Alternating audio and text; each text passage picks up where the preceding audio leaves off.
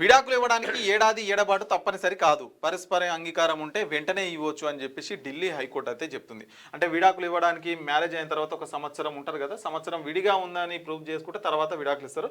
So అట్లేం లేదు, పరస్పర అంగీకారం అంటే మ్యూచువల్ అండర్స్టాండింగ్ ఉంటే ఆ రూల్ అయితే ఏం పనిచేయదు, మరి 6 నెలల లోపైనా తీసుకోవచ్చు అని చెప్పేసి ఢిల్లీ హైకోర్టు అయితే స్పష్టం చేస్తుంది. కానీ కోర్టులు ఇటువంటి తీర్పులు ఎట్లిస్తావో అర్థం కాదు. మొన్ననేమో పెళ్లి వయసు రాకున్నా సరే మేజర్లు అయితే కలిసి ఉండొచ్చు. అంటే ఇక ఏముంది, ఇవాళ పెళ్లి రేపు నచ్చలేదు అనుకో విడాకులు పరస్పర అంగీకారంతోనే అంతే. ఇక మళ్ళీ తర్వాత ఇంకోని, తర్వాత ఇంకొకరిని, తర్వాత ఇంకోని, తర్వాత ఇంకోని, ఇదే పనిగా కోర్టులకు పని ఉండి ఇదే పని, వీళ్ళకి మనసులకి ఇదే పని.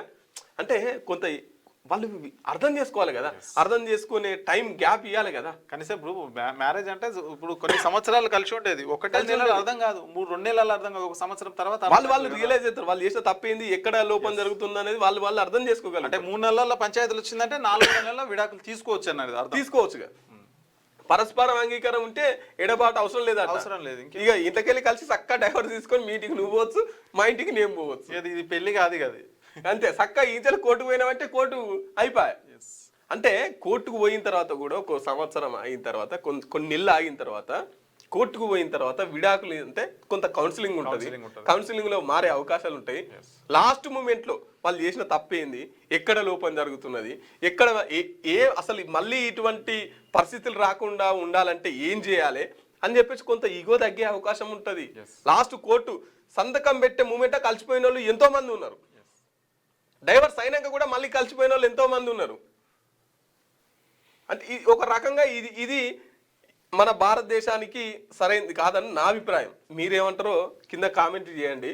ఎందుకంటే ఇప్పుడు మ్యారేజ్ దానికి అది పెద్ద డ్యామేజ్ లాగా అనిపిస్తుంది అనమాట. పెద్దలు ఇటేడు తరాలు చూసి పెద్దలు కూడా పంచాయతీలు ఒకటేసారి తెంపపోయేది, 2-3 సార్లు పంచాయతీలు తెంపేది. తర్వాత మేము ఉంటామమ్మా నువ్వు ఉండు అని చెప్పేసి కొంత టైం పీరియడ్ పెట్టేది. ఆ టైంలో మళ్ళీ సేమ్ రిపీట్ జరిగితే అప్పుడు కోర్టుకు వెళ్ళమని చెప్పేది.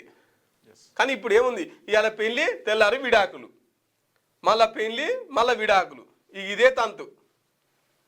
ఆల్రెడీ డైవర్స్ కేసులు కుప్పలుగా ఉన్నాయి, పెండింగ్ లో కుప్పలుగా ఉన్నాయి. జడ్జిలు సరిపోతలేరు డైవర్స్ కేసులను పరిష్కరిస్తానికి. కోర్టులల్లో ఈ కేసులే ఎక్కువ ఉంటాయి, విడాకుల కేసులే ఎక్కువ ఉంటాయి. మళ్ళీ ఇంకోటి ఎక్కువ ఫాల్స్ కేసులన్నా కూడా 498 కేసులే. మీరు గూగుల్ కొట్టి కూడా చూసుకోవచ్చు. ఎక్కువగా ఏ ఫాల్స్ మన భారతదేశంలో మిస్యూజ్ అవుతున్న చట్టం ఏంది అని చెప్పేసి గూగుల్లో కొడితే వచ్చేస్తుంది. ఏమి లేదు, 498 కేసులు పెట్టాలి, వేధించాలి, విడాకులు తీసుకోవాలి, ఎంతో కొంత తీసుకోవాలి, అవతల పడాలి. చాలా మంది దుర్వినియోగం చేస్తున్నారు దాన్ని. ఈ తంతు నడుస్తున్నది. మీకు వార్తలు రాయడం, విశ్లేషణ చేయడం వచ్చా? అన్యాయాన్ని ప్రశ్నించడం తెలుసా?